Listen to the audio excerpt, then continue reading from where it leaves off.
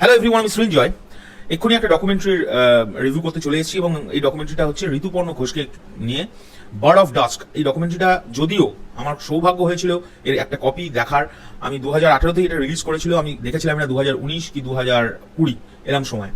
কারণ সৌমিকদা, যিনি শরৎ বাজিয়েছেন এটা ব্যাকগ্রাউন্ডে, উনি এই কাজটা করেছিলেন এবং সৌমিক আমার খুব ক্লোজ একজন, one of my most close one. খুব সুন্দর শরৎটা বাজিয়েছে ব্যাকগ্রাউন্ডে, এত সুন্দর, মানে ফ্যান্টাস্টিক যাকে বলে।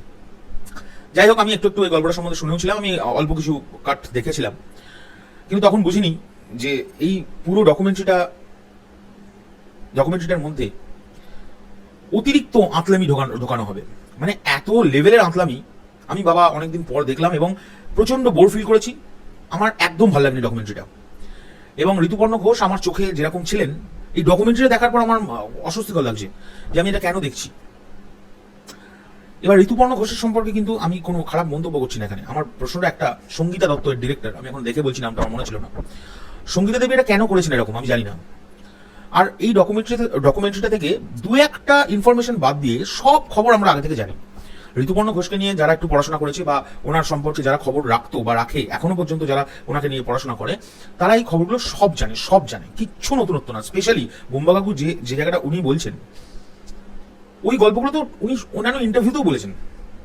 এছাড়া আমি জানি না কেন এটা আমি বরাবরই দেখে আসি, অপর্ণা সেন, রেসপেক্টেড অপর্ণা সেন, কারণ আমি ওনাকে অনেক রেসপেক্ট করি, সেই সত্ত্বেও বলছি এই ডকুমেন্টারি তো একটা বাঙালি ডকুমেন্টারি হচ্ছিল, একটা বাঙালিকে নিয়ে, এবং যিনি তার সারা জীবনে বাঙালি নারীদের উপরে গল্প তৈরি করে এসেছেন। হঠাৎ ইংরেজির এখানে কিসের প্রয়োজন হলো আমি জানি না। এত ইংরেজি কপচানো কেন? খুব বাজে লেগেছে এটা আমার, এত ডিস্টার্বিং এটা। বিশ্বাস করুন, যারা আমাদের এই ইন্ডাস্ট্রিতে বেশ কিছু জন আছে, আমি নাম না করে বলছি এখানে, যেহেতু অপর্ণা সেনের নাম উঠে আসছে, কারণ আমি দেখেছি ওনাকে ইংরেজি কপচাতে। তারপরে শর্মিলা ঠাকুর, কেন উনি বাংলা জানেন না, বোঝেন না? একটা ডকুমেন্টারির জন্য একটুখানি ছোট করে বাংলা বলা যেত না? জানি না। কঙ্কনা সেন শর্মা হঠাৎ দেখি ইংরেজিতে ভগর করছে, কি রে ভাই?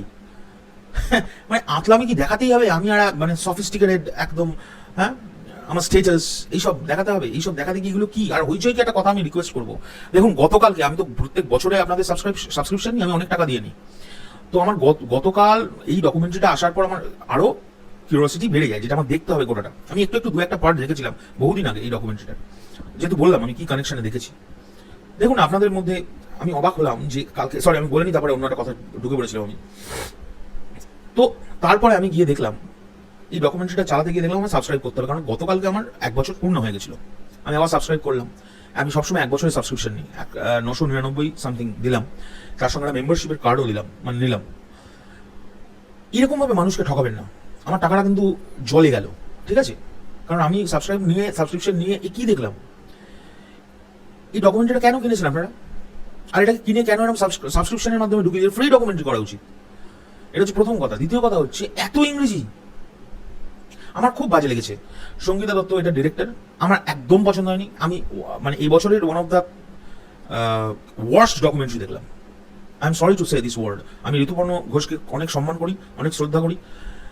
একটা মানুষ তার সারা জীবন যে জিনিসগুলো করে গেছে, সেগুলোকে প্রথমত হচ্ছে আতলামির মাধ্যমে সেটাকে প্রকাশ করা হয়েছে।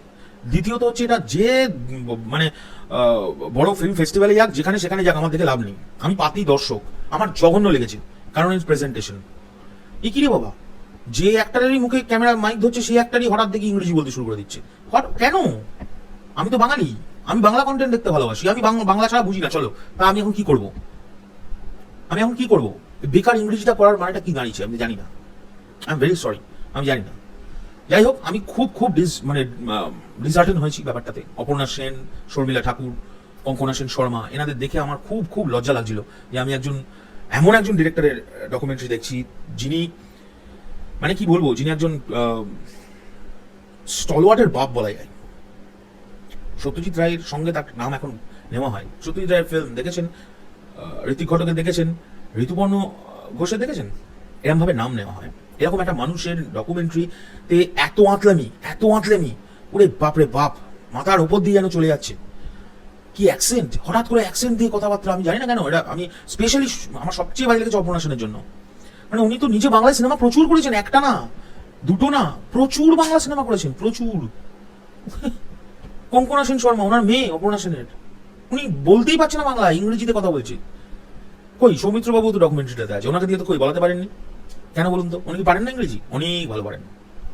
ওনার মধ্যে বাঙালি আনাটা ছিল, যেটা ঋতুপর্ণ ঘোষের মধ্যেও ছিল। যাই হোক, মানে ওয়ান অফ দ্য মোস্ট বাজে একটা ডকুমেন্টারি আমি দেখেছি, আমার একদম ভালো লাগেনি। এবং আমার প্রথম দিনেই এই সাবস্ক্রিপশন নিয়ে 999 টাকা প্লাস মেম্বারশিপ নিয়েছি একটা টাকা দিয়ে, পুরোটা গেল। এবার হয়তো অন্য কন্টেন্ট আসবে, সেটা দিয়ে উঠে যাবে, বাট ইটস নট গুড। খুব বাজে লেগেছে, খুব বাজে লেগেছে। একটাই জিনিস পজিটিভ লেগেছে এই পুরো ডকুমেন্টারিটাতে, সেটা হচ্ছে সৌমিকদার শরৎ অসাধারণ একটা ব্যাকগ্রাউন্ড মিউজিক করেছে। আচ্ছা, পুরো ডকুমেন্টারিটার মধ্যে ঋতুপর্ণ ঘোষের মতো একজন ভদ্রলোকের না কাউকে একজন সাজিয়েছে, সে একা একা রাস্তায় কোনো মানে কি বলে, কোনো দিক বিদিক জ্ঞান শূন্যহীন হয়ে হেঁটে বেড়াচ্ছে, ট্রামে বাসে চড়ে বেড়াচ্ছে। আমি জানি না এটা কি করেছে, এটা কেন আমি ফিল করতে পারিনি। সত্যি কথা, আমি ফিল করতে পারিনি, আমি বাজে লেগেছে। আমি একজন অডিয়েন্স হিসেবে বলছি, আমার দুর্গন্ধযুক্ত লেগেছে একটা জিনিস।